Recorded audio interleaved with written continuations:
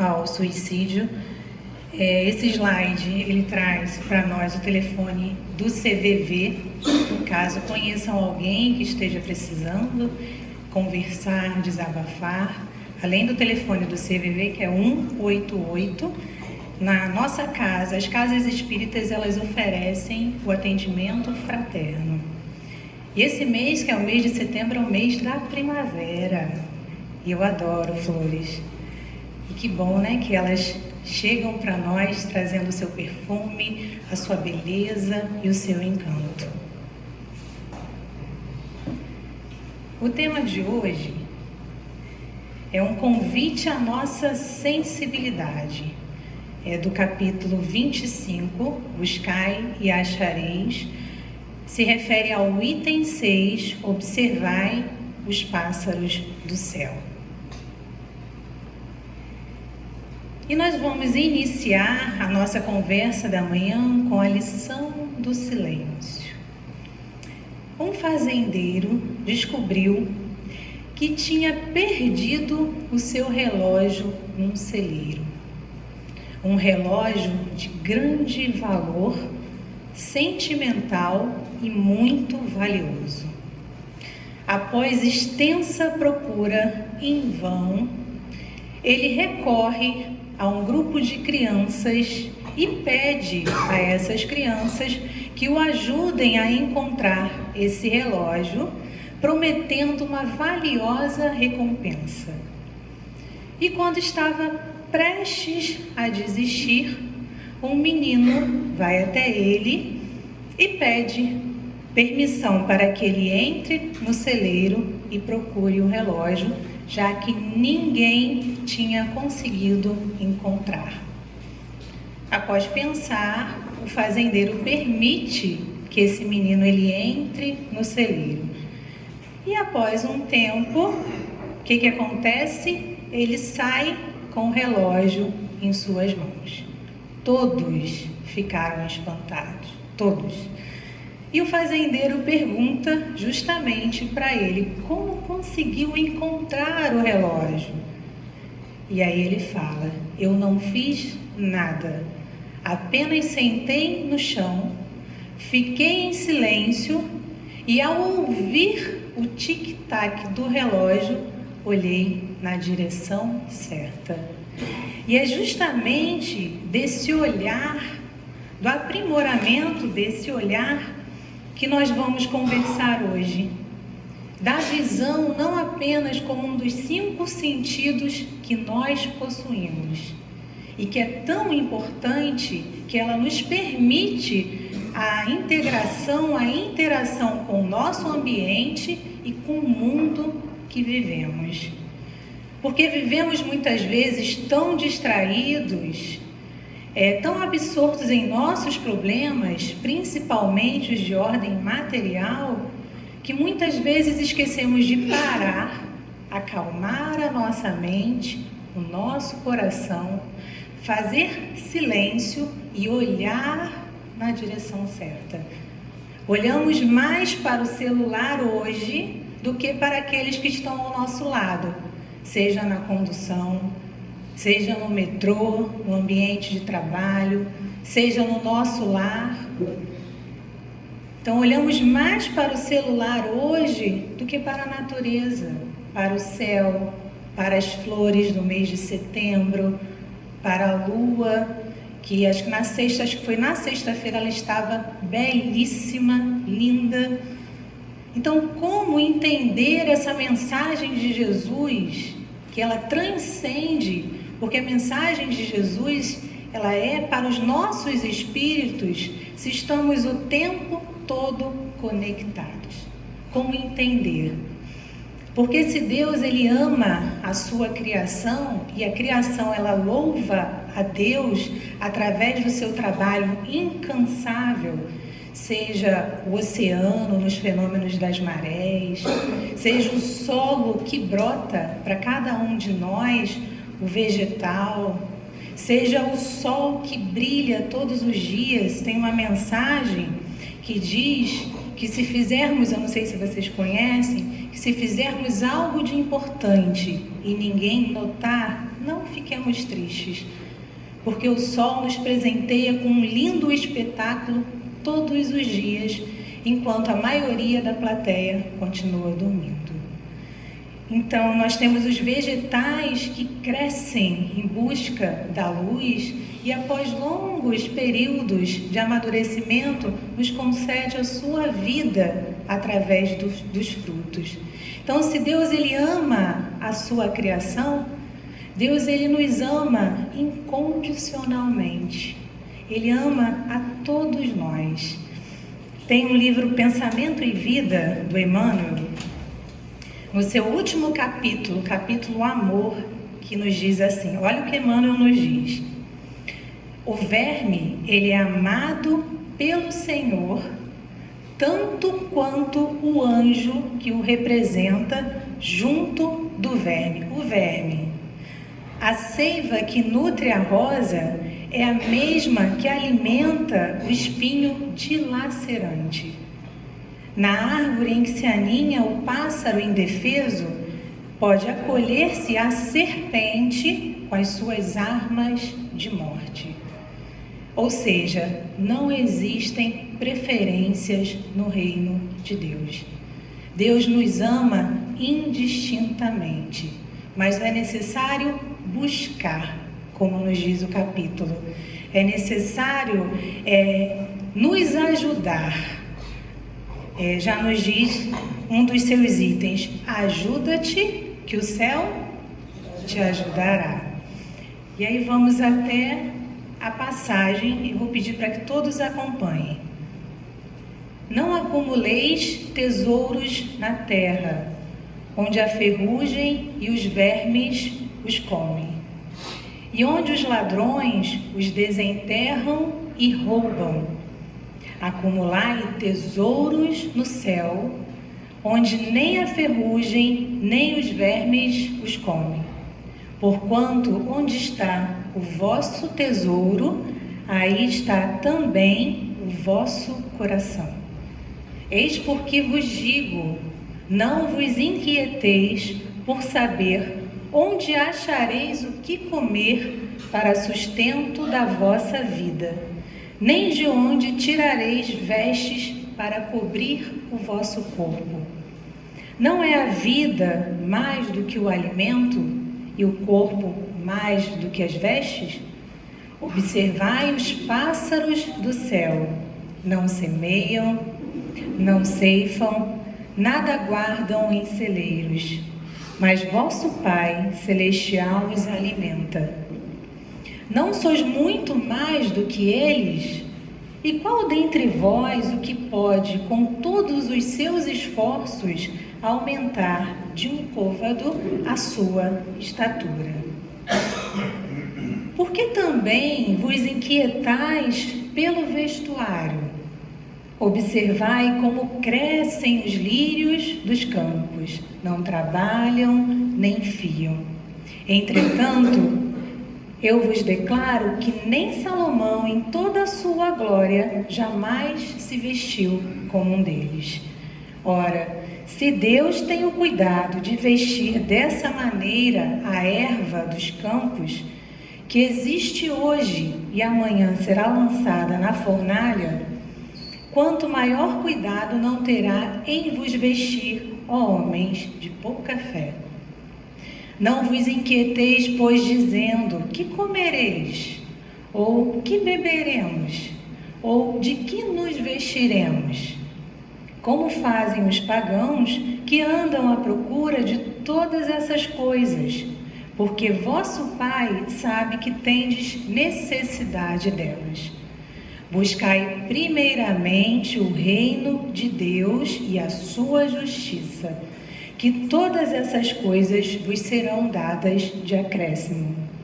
Assim, pois, não vos ponhais inquietos pelo dia de amanhã, porquanto o amanhã cuidará de si, a cada dia basta o seu mal. É impressionante a atualidade dos ensinamentos de Jesus, é impressionante.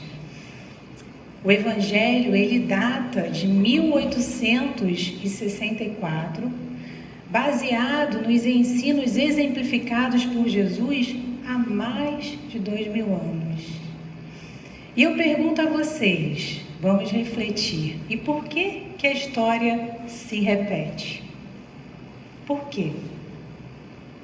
O Walter já sabe a resposta. Por que a história se repete? Porque os personagens são os mesmos. São os mesmos. Mas o Espiritismo nos chega para dizer, para complementar a mensagem do Chico, que embora não possamos voltar atrás e fazer um novo começo, com o Espiritismo podemos sim começar agora e fazer um novo fim. E o capítulo 25, ele é um dos mais curtos do Evangelho, mas ele é de profunda beleza. De profunda beleza. É um convite, como eu falei, à nossa sensibilidade, a apurarmos esse olhar. Ele, com os seus 3 itens, ajuda-te a ti mesmo, que o céu te ajudará. Observai os pássaros do céu, que é o tema da nossa conversa da manhã de hoje. E não vos afadigueis pela posse do ouro. Ele vai falar de 3, nós vamos abranger o nosso estudo em 3 temas, em 3 tópicos. A importância do trabalho, enquanto o progresso, ele é filho do trabalho. Vamos falar do apego aos bens materiais e da providência divina. E aí nós vamos para o nosso primeiro ponto da reflexão, onde ele nos diz: não acumuleis tesouros na terra, onde a ferrugem e os vermes os comem, e onde os ladrões os desenterram e roubam. E vamos recorrer à questão 674 do Livro dos Espíritos, onde Kardec pergunta: a necessidade do trabalho é lei da natureza? O que vocês acham? Sim. Então os espíritos respondem: o trabalho é lei da natureza, por isso mesmo se constitui uma necessidade. E a civilização obriga o homem a trabalhar mais, porque ele aumenta as necessidades e os gozos. E aí nós vamos fazer uma conexão dessa resposta com o item 3 desse mesmo capítulo. Olha que interessante, do Evangelho, que é o buscai e achareis, aonde Kardec nos diz assim: se Deus houvesse isentado do trabalho do corpo o homem, seus membros se teriam atrofiado. Se o houvesse isentado do trabalho da inteligência, seu espírito teria permanecido na infância, no estado de instinto animal. Por isso é que lhe faz do trabalho uma necessidade. Vamos imaginar, vamos recorrer a alguns exemplos simples do nosso dia a dia. O que acontece com uma ferramenta quando fica muito tempo parada para os meninos? O que acontece? Enferruja. Muito bem. Enferruja. O que acontece com o nosso corpo? Vamos imaginar, eu adoro essa parte. E o nosso corpo, ele trabalha incansavelmente, o nosso coração, os nossos pulmões, os rins, eles trabalham. Imaginem se eles fossem, parar de trabalhar hoje, eu não quero trabalhar, não, eu vou descansar. Então imaginem o nosso corpo. Se o nosso corpo ele fica sem movimento, o que pode acontecer? Como disse Kardec, a Gleice falou muito bem, os músculos, eles podem atrofiar. Então, não só o nosso corpo precisa de exercício, como o nosso cérebro também. E aí vamos pensar na nossa casa. Quando não fazemos a limpeza, o que acontece? suja, eu tenho acúmulo de poeira, de sujeira e, consequentemente, eu posso ter visita de alguns, né? De alguns visitantes não indesejados, vamos dizer assim.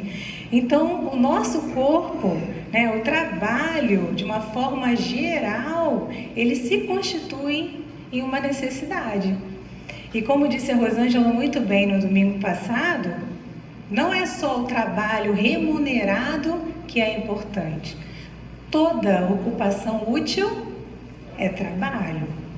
Mas ao contrário do que se acredita, Jesus ele não condena as riquezas. O que Jesus nos pede é que tenhamos muito cuidado com o seu uso. Então, as riquezas, quando bem aplicadas, quando direcionadas de acordo com a vontade divina, elas vão proporcionar 3 tipos de progresso. Que o progresso ele é filho do trabalho. Eu vou ter o progresso material, o progresso intelectual e o progresso espiritual. 3 tipos de progresso. No progresso material, eu tenho o fornecimento do trabalho ao povo, eu tenho melhorar as condições físicas da terra, proporcionar conforto, bem-estar a cada um de nós, alavancar a tecnologia, reduzindo a distância entre as pessoas, entre os povos. Hoje, com o WhatsApp, né, com o telefone, não estou fazendo propaganda, mas a gente consegue falar com uma pessoa que mora do outro lado do mundo, vamos dizer assim, né? Ainda consegue fazer chamadas de vídeo. Então, alavancar a tecnologia, contribuir para a composição de vacinas, como nós vimos em relação ao coronavírus. Então, nós temos o progresso material, o progresso intelectual, que vai ajudar no desenvolvimento das artes e da ciência, e o progresso espiritual, que vai proporcionar a cada um de nós os meios suficientes para a prática do bem em larga escala, a cada um de nós. Mas olha o que Miramês nos diz no seu livro O Mestre dos Mestres. Ele nos diz assim: o tesouro do mundo, mal interpretado, produz consequências desastrosas. Antes renunciar a todas as riquezas do que delas fazer mau uso. O que acontecia até há pouco tempo atrás? Era muito comum que as pessoas abastadas elas escolhessem o seio da terra para esconder enormes fortunas. Talvez por não encontrarem meios de multiplicarem essas riquezas.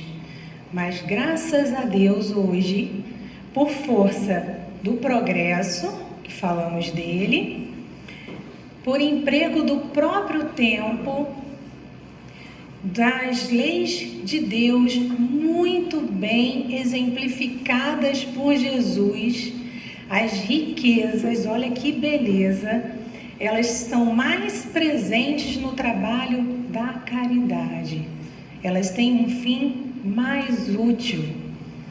Então, o que Jesus nos ensina é que nós não podemos nos apegar, ele não condena, mas nós não podemos nos apegar aos bens materiais, às riquezas. O dinheiro, ele não pode ser o nosso dono. Não podemos pautar a nossa vida nesse sentido, porque a riqueza, assim como os bens materiais, eles são perecíveis, eles são transitórios. O dinheiro, quando ele é bem utilizado, sim, ele vai ser, assim como as riquezas, bem orientado e bem apoiado, ele vai contribuir para o progresso, direcionado, quando bem direcionado de acordo com as vontades divinas. E aí nós vamos para o nosso segundo ponto.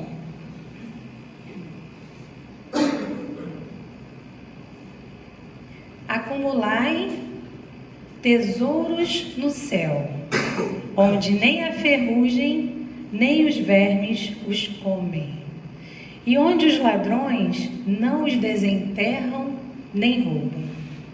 Se as riquezas, elas são transitórias, são perecíveis e são concedidas a cada um de nós por empréstimo, quando partirmos, levaremos a nossa casa?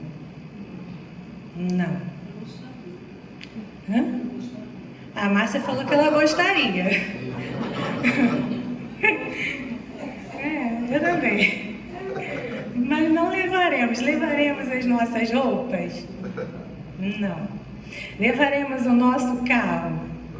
Também não. O mesmo não acontece com os valores, com as riquezas espirituais. Por que não acontece? Que a Gleise até já falou para nós. Porque as riquezas materiais, elas são temporárias. E as riquezas espirituais, elas são eternas. Elas são imperecíveis. Nós vamos falar disso mais à frente. Então, quando Jesus, ele nos recomenda acumular tesouros no céu, ele pede que cada um de nós desenvolva as virtudes da nossa alma. Olha, são muitas. A caridade, a mansuetude, a paciência, a tolerância, a compreensão. E aí eu já dei até uma dica. E como adquirimos essas virtudes eternas? Vamos pensar. Através da prática de quê? Muito bem. Através da prática da caridade. E talvez seja justamente por essa razão que Kardec intitula o capítulo 15 como Fora da caridade não há salvação. Ele não fala que é fora do espiritismo, não. Ele fala que é fora da caridade, fora do exercício do amor, fora do exercício da humildade, que são virtudes totalmente contrárias ao egoísmo e ao orgulho. E aí ele diz assim para nós: toda a moral de Jesus se resume na caridade e na humildade. Toda a moral de Jesus. Virtudes contrárias ao egoísmo e ao orgulho. Virtudes, e aí ele não coloca a caridade como uma das condições, mas como condição única. E ele fala virtudes que conduzem à verdadeira felicidade. Condição única de salvação. E a seara do Mestre precisa tanto de pessoas como vocês. Lembrei da música que o Diego trouxe para nós. Eu e você podemos muito, não esqueça essa frase. E como podemos? Quantos trabalhos podem ser desenvolvidos? Quantas ações podem ser praticadas?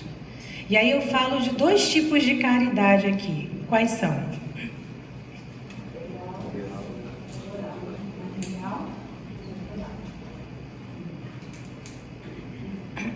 A caridade material e a moral.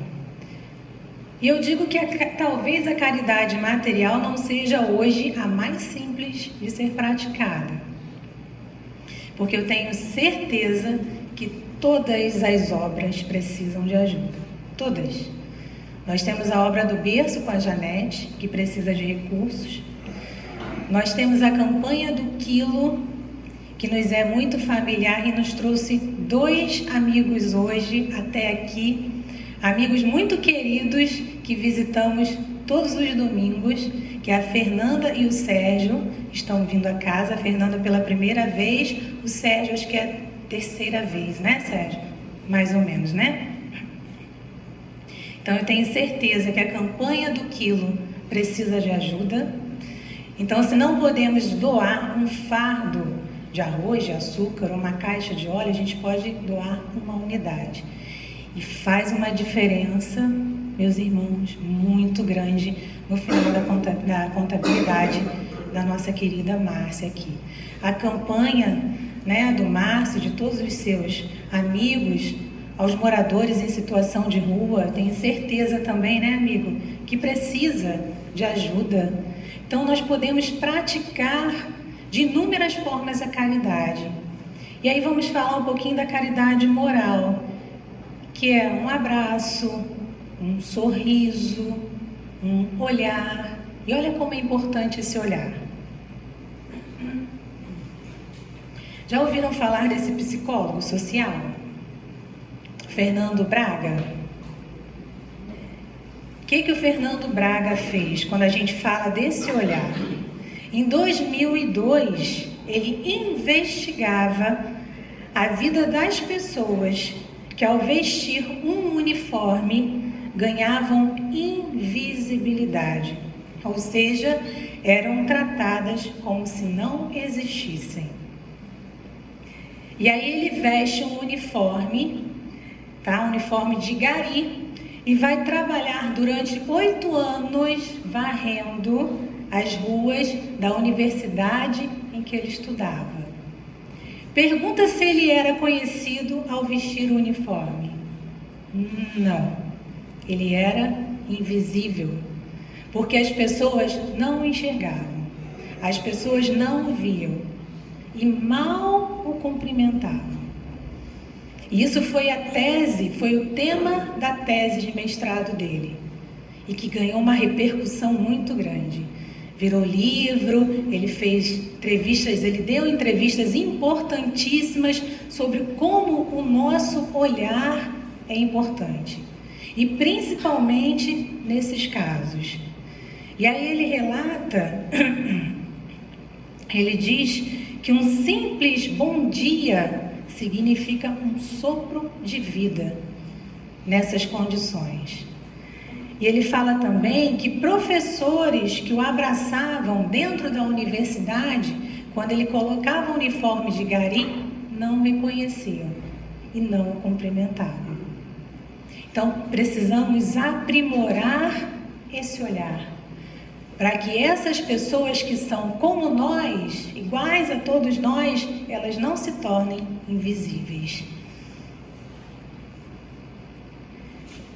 Então, por isso é um erro gravíssimo ligarmos os nossos corações às coisas terrenas. Quantas gavetas abarrotadas pelo apego, né? Quantos armários cheios de orgulho, quantas casas abarrotadas de egoísmo, muitas vezes proporcionando à justiça disputas jamais imaginadas. E vemos isso muitas vezes nos noticiários de domingo. E como é triste isso. Então, essa excessiva preocupação pelas coisas materiais, ela é responsável por grande parte do nosso desassossego. E aí precisamos parar, acalmar a nossa mente e perguntarmos a nós mesmos: precisamos ter ou queremos ter? E a Joana nos traz no seu livro O Homem Integral, que para mim é um dos livros mais bonitos da Joana. Eu gosto de todos eles, mas para mim o Homem Integral ele é importantíssimo. E aí no seu capítulo, acho que é no primeiro capítulo do livro, se eu não me engano, ela fala de 5 fatores de perturbação da nossa vida. Ela fala da rotina, ela fala do medo, ela fala da solidão, ela fala da liberdade, ela fala da ansiedade. E ela diz assim para nós: a ansiedade é uma das características mais habituais da conduta contemporânea. Impulsionado ao competitivismo da sobrevivência e esmagado pelos fatores constringentes de uma sociedade eticamente egoísta, predomina a insegurança no mundo emocional. Aí ela relata para nós: compressão dos gastos, correria pela aquisição de recursos, disputa de cargos, e aí nós podemos colocar inflação, desemprego, violência. O grande desafio contemporâneo para o homem é o seu autodescobrimento, ela nos diz. Mediante o aprofundamento das descobertas íntimas, altera-se a escala de valores e surgem novos significados para a sua luta, que contribuem para a tranquilidade e a autoconfiança. Ela nos diz: os ideais espiritualistas, o conhecimento da sobrevivência à morte física, tranquilizam o homem. Eu gosto muito dessa revista, que se chama Vida Simples, e eu costumo comprar todos os meses. E é muito interessante que, nada é por acaso, o tema dessa última revista foi Acolha a Sua Ansiedade. É muito interessante.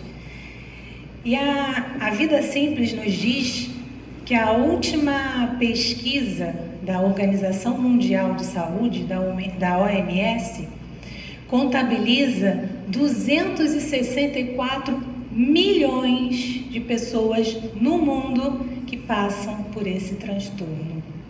E sabe onde está o nosso país, o Brasil? No topo do ranking. Ou seja, com 9,3% da sua população passando pelos transtornos de ansiedade. E aqui a Joana nos traz, a revista nos traz também essa dica da respiração, que é muito importante quando estivermos ansiosos. Meditação, respiração, e a Joana nos fala do autodescobrimento e valorizarmos mais a vida espiritual, os bens espirituais, que é a chave para o sucesso da nossa vida, da nossa caminhada evolutiva. Então vamos para o último ponto. Buscai primeiramente o reino de Deus e a sua justiça, que todas essas coisas vos serão dadas de acréscimo. Assim, pois, não vos ponhais inquietos pelo dia de amanhã, porquanto o amanhã cuidará de si. A cada dia basta o seu mal. Como podemos interpretar essa mensagem final de Jesus nesta passagem do Evangelho? Jesus quer nos dizer que o nosso primeiro e o nosso dever primordial é buscar, é lutar por adquirir os bens espirituais.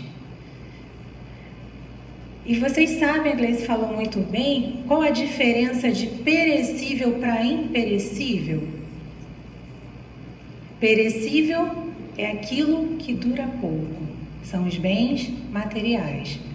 Imperecível é aquilo que é eterno, que é imortal, que é perene, são os bens espirituais, aonde devemos pautar a nossa vida.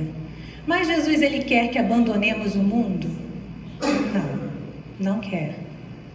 Ele não quer que abandonemos as nossas atividades, os nossos afazeres, os nossos trabalhos para a nossa subsistência.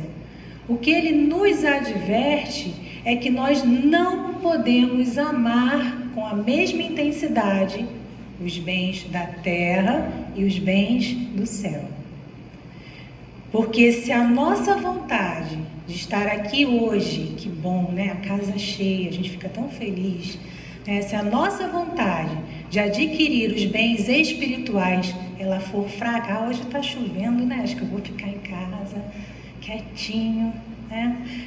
Hoje está chovendo, isso acontece muito na campanha do quilo. Vou na campanha não. E aí a gente esquece que a contribuição da Fernanda, do Sérgio, vai fazer toda a diferença para a cesta que vai ser doada no próximo mês. E é muito interessante, eu já falei aqui para vocês, vou falar de novo. Domingo passado aconteceu isso, o tempo estava fechado, falei, meu Deus, vai chover muito na campanha. Aí o Walter fala assim, relaxa, na hora da campanha não chove. E é verdade, gente. Chovia quando colocamos o pé no portão um pouquinho antes, parou de chover. E aí quando terminamos a campanha, começou a chover de novo. É impressionante. Então, se essa vontade de adquirirmos os bens espirituais ela for fraca, nós corremos o sério risco de nos dedicarmos mais aos bens materiais. Então, assim como a providência divina, ela não abandona, ela não desampara a sua criação, ela não vai nos permitir que nos falte o necessário. O amanhã, ele pertence a Deus? Sim. Mas segundo as nossas obras e segundo o nosso merecimento. Nós vamos colocar, nós temos alguns minutinhos ainda, um vídeo do Cortella. Muito interessante esse vídeo, e aí depois nós vamos encerrar.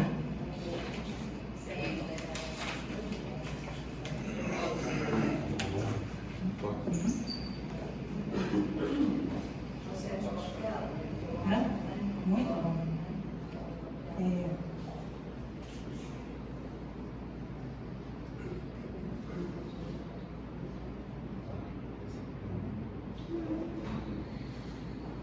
Vamos prestar atenção no vídeo, gente.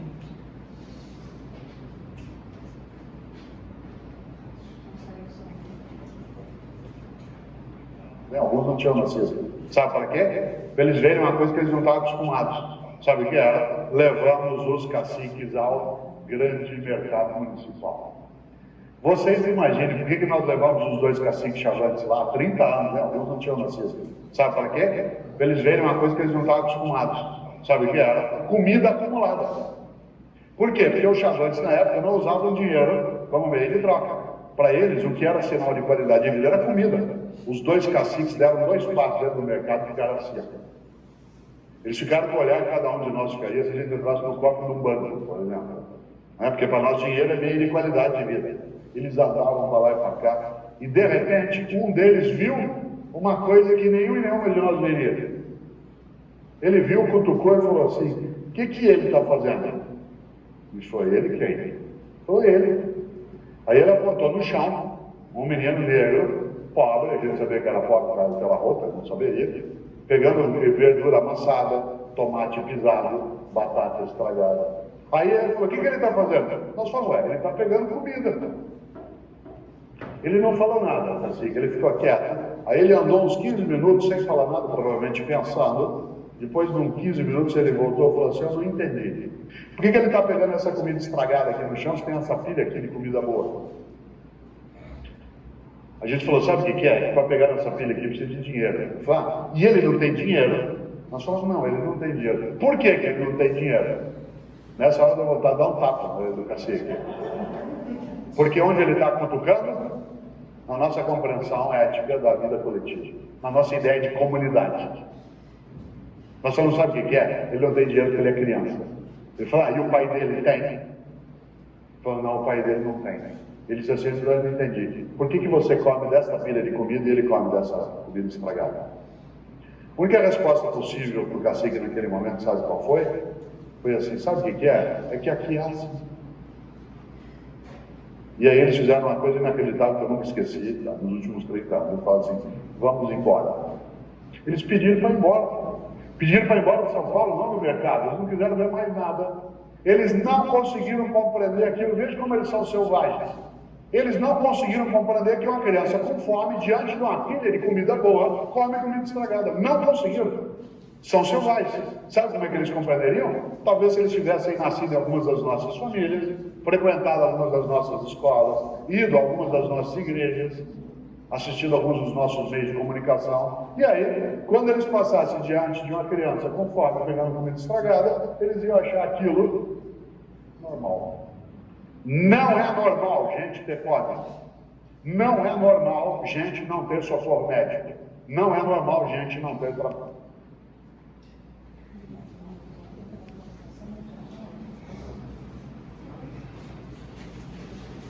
E aí fica a nossa...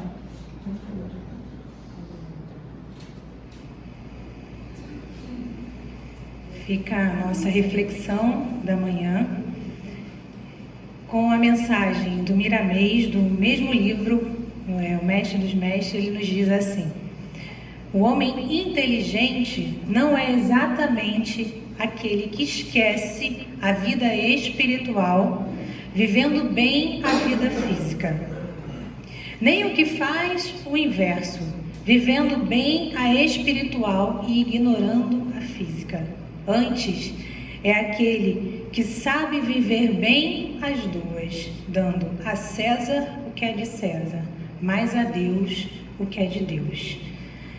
Muito obrigada pela atenção, pela vibração de todos. Aí fica o nosso agradecimento, a nossa gratidão por esse estudo. Um bom domingo, uma boa semana.